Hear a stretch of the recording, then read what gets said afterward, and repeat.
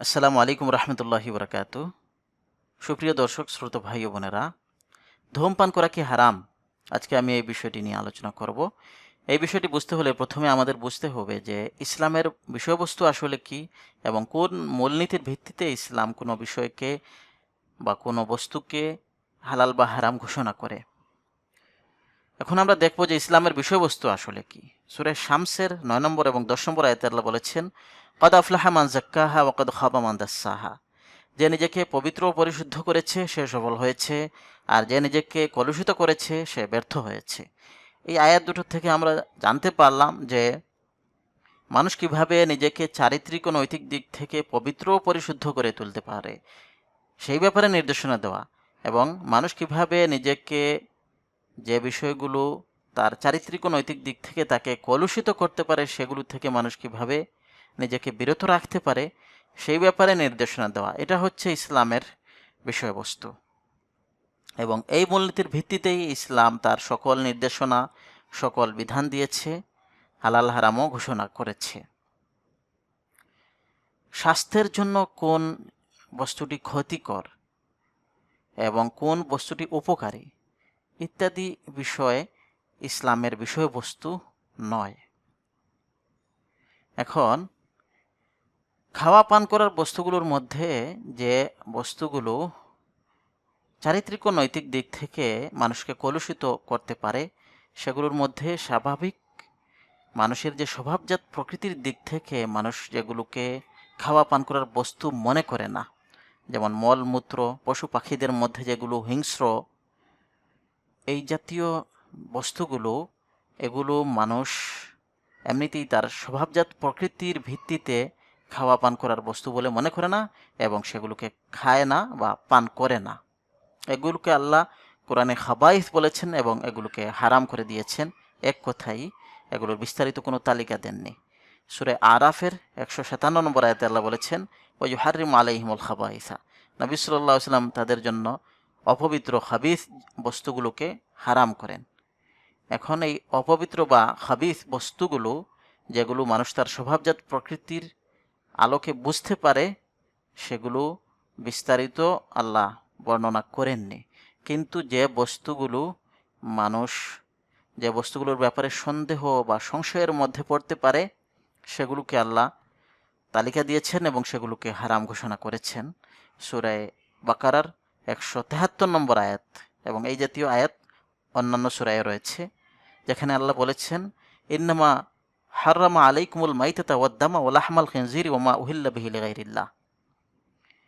খাওয়া পান করার বস্তুগুলোর মধ্যে যেগুলোর ব্যাপারে তোমরা সন্দেহ সংশয়ে পড়তে পারো আর কি, সেগুলোর মধ্যে তিনি তোমাদের জন্য হারাম করেছেন মৃত প্রাণী, রক্ত, তারপর হচ্ছে শূকরের গোশত, এবং যে প্রাণীর জবাই করার সময় আল্লাহ ছাড়া অন্য কারো নাম নেওয়া হয়, এই বস্তুগুলোকে আল্লাহ হারাম করেছেন, যেগুলোর ব্যাপারে মানুষ সন্দেহ সংশয়ের মধ্যে পড়তে পারে। চারিত্রিক এবং নৈতিক দিক থেকে এগুলোর মধ্যে সমস্যা রয়েছে, যেটা এখানে বিস্তারিত আলোচনা করার সুযোগ নাই, এই জন্যই আল্লাহ এগুলোকে হারাম ঘোষণা করেছেন। আর খাওয়া পান করার বস্তুগুলো ছাড়া যে বিষয়গুলোকে বা যে কাজগুলোকে আল্লাহ হারাম করেছেন সেগুলো সূরা আরাফের ৩৩ নম্বর আয়াতে আল্লাহ বলে দিয়েছেন, কুল ইন্নামা হাররামা রাব্বিয়াল ফাওয়াহিশা মা যুহারা মিনহা ওয়া মা বাতানা ওয়াল ইসমা ওয়াল বাগয়া বিগাইরিল হাক্কি ওয়া আন তুশরিকু বিল্লাহি মা লাম ইউনাজ্জিল বিহি সুলতানা ওয়া আন তাকুলু আলাল্লাহি মা লা তা'লামুন। অর্থাৎ হে নবী, আপনি বলে দিন যে আমার প্রভু শুধুমাত্র এই বিষয়গুলোকে হারাম করেছেন। একটা হলো প্রকাশ্য অপ্রকাশ্য অশ্লীলতা বা নির্লজ্জতা, আর আরেকটা হলো কর্তব্যে অবহেলা করা, আমাদের উপর যেসব কর্তব্য বর্তায় সেগুলো পালনে অবহেলা করা, সেটা আল্লাহর প্রতি হোক বা মানুষের প্রতি হোক।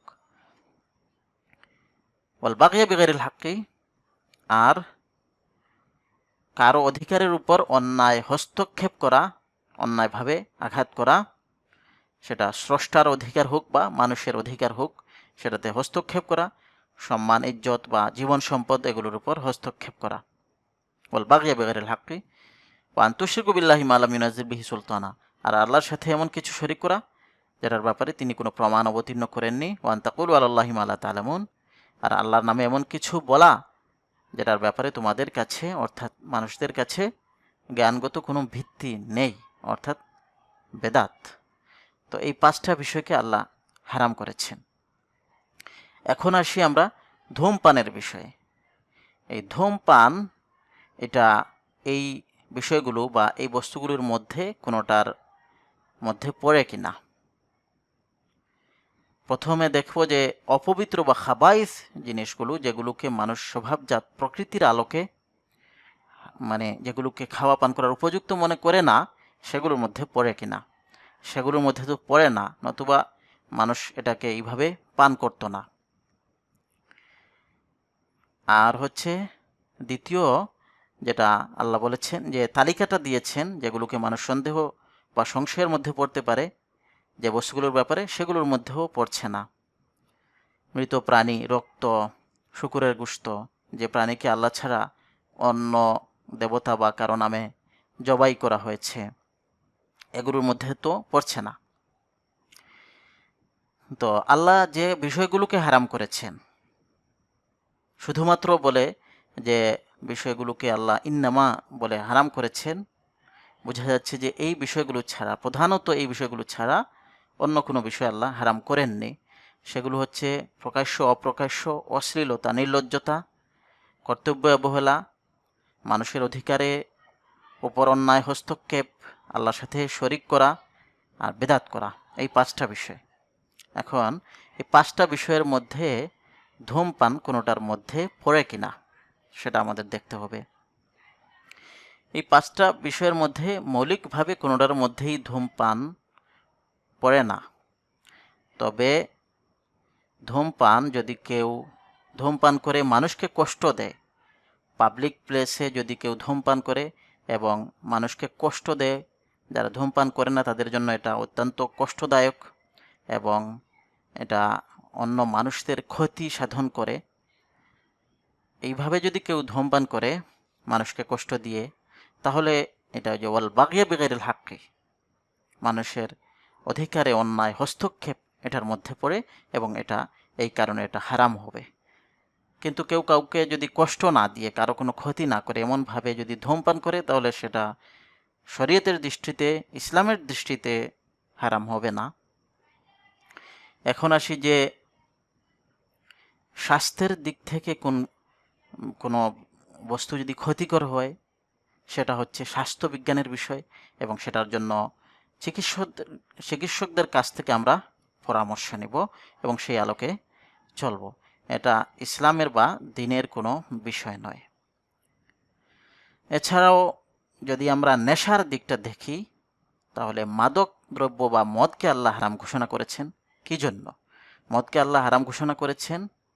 যেহেতু মদ পান করে মানুষের মধ্যে নেশার সৃষ্টি হয় এবং মাদক দ্রব্য সেবন করার কারণে মানুষের মধ্যে নেশা সৃষ্টি হয়, মানুষ মাতাল হয়ে যায় এবং মানুষ মাতাল হওয়ার পর মানুষের অধিকারের, অন্য মানুষদের অধিকারের উপর হস্তক্ষেপ করে এই মানুষের ইজ্জত, সম্মান, জীবন সম্পদের উপর আঘাত করে। এই জন্যই মূলত মদ পানকে আল্লাহ হারাম ঘোষণা করেছেন। নেশা সৃষ্টি হওয়ার কারণে এই কাজগুলো মানুষ যেহেতু করে। ধূমপান করলে নেশা সৃষ্টি হয় না এবং ধূমপান করার ফলে কেউ মাতালও হয় না, এজন্য এই দিক থেকে এটাকে হারাম বলারও সুযোগ নাই। মোট কথা হলো, ধূমপান করে কেউ যদি অন্যের ক্ষতি করে, ধূমপান করে কেউ যদি অন্যকে কষ্ট দেয়, তাহলে এটা হারাম হবে, নতুবা হারাম হবে না। ওয়া আখিরু দাওয়ানা আনিল হামদুলিল্লাহি রাব্বিল আলামিন।